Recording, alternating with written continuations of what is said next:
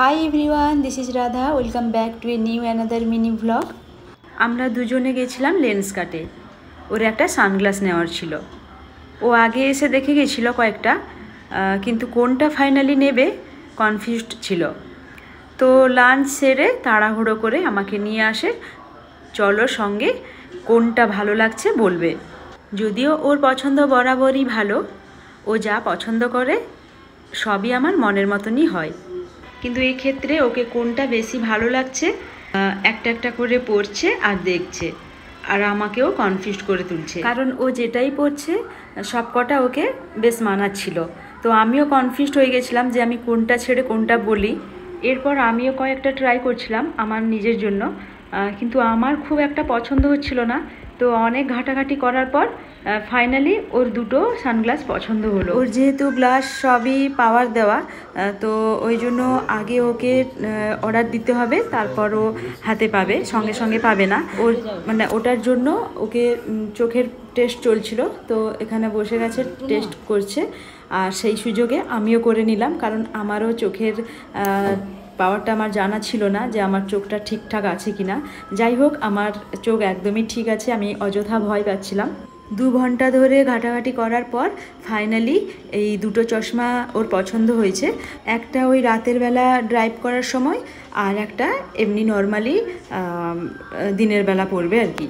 দুটোই খুব সুন্দর হয়েছে, ওকে তো ভীষণ ভালো লাগছিল, কিন্তু আমার সব থেকে ওই রাতের বেলা যেটা ও নিয়েছে ওটা বেশি ভালো লেগেছে আর কি। ওর মুখে এত সুন্দর লাগছিল, বেশ ভালোই লাগছিল। সানগ্লাস নিয়ে আমরা বাড়ি যখন ফিরছিলাম তখন চিকেন নিয়ে এসেছিলাম। আর কেন এনেছি এত চিকেন, তো ওটা আমি শেয়ার করছি, কিন্তু তার আগে এটা আমি শেয়ার করছি, আমি এখানে চিকেনের মধ্যে একটু গোলমরিচের গুঁড়ো আর লেবু দিয়ে ম্যারিনেট করে রাখছি। এরপর আর একটা পাত্রে আমি আমুলের যে টক দইটা হয় না, ওটা আমি নিয়ে নিয়েছি, আর এর সাথে আরও কয়েকটা উপকরণ আমি মেশাবো। এখানে হলুদ গুঁড়ো, আর এমনি কাশ্মীরি লঙ্কার গুঁড়ো, আর এটা যেটা দেখতে পাচ্ছেন ওটা আমি ঘরে যে লঙ্কার গুঁড়োটা থাকে রান্নার জন্য লাগে ওটা দিয়েছি, আর শাহি গরম মশলা দিয়েছি, আর সঙ্গে দিয়েছি ওই ধনে গুঁড়ো আর একটু জিরে গুঁড়ো, আর অতি অবশ্যই লাগছে নুন। আর আগে থেকে আমি ধনেপাতা আর ওই কাঁচা লঙ্কা পেস্ট করেছিলাম, তো ওটা দিয়ে দিয়েছি, আর সঙ্গে দিয়েছি রসুন আদার পেস্ট। এরপর 2 টেবিল স্পুন আমি মাস্টার্ড অয়েল দিয়ে ভালো করে এটাকে মিক্সড করেছি।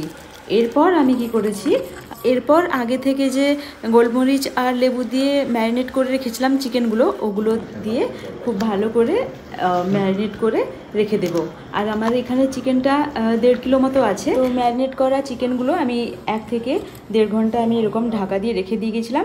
এরপর আমি ফ্রেশ ট্রেশ হয়ে রেডি হয়ে গেছি, এবার চিকেনটা আমি প্রিপারেশন করব। তার আগে বলি কিসের জন্য এতগুলো চিকেন আমি বানাচ্ছি।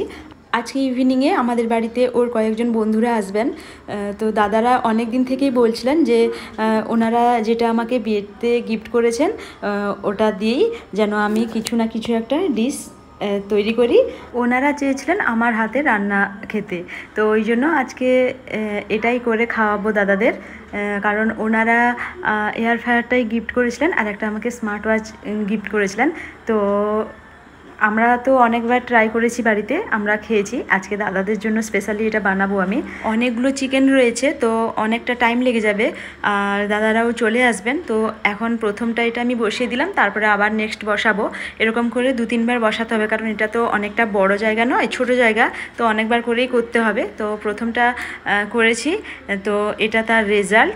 জয়দা আর নিলয়দা তো আগে চলে এসেছিলেন, এবার আমি রান্না কমপ্লিট করতে না করতেই ওনারা টেস্ট করছিলেন, আর সবার মুখে একটাই কথা শুনছিলাম, কি দারুণ হয়েছে, কি দারুণ হয়েছে। দেখতেই পাচ্ছেন এখানে জয়দা, এদিকে নিলয়দা আর দীপকদা।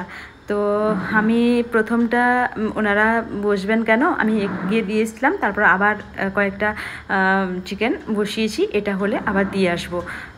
এর সাথে ক্রিসপি পটাটো ফ্রাইটাও বানিয়েছিলাম, দাদাদের ডিমান্ড ছিল তেল ইউজ না করে তোমাকে বানাতে হবে। আর সত্যি বলতে প্রত্যেকটা আইটেম খাওয়ার পর দাদারা যে ফিডব্যাক দিয়ে গেছেন আমার তো ভীষণ ভালো লেগেছে।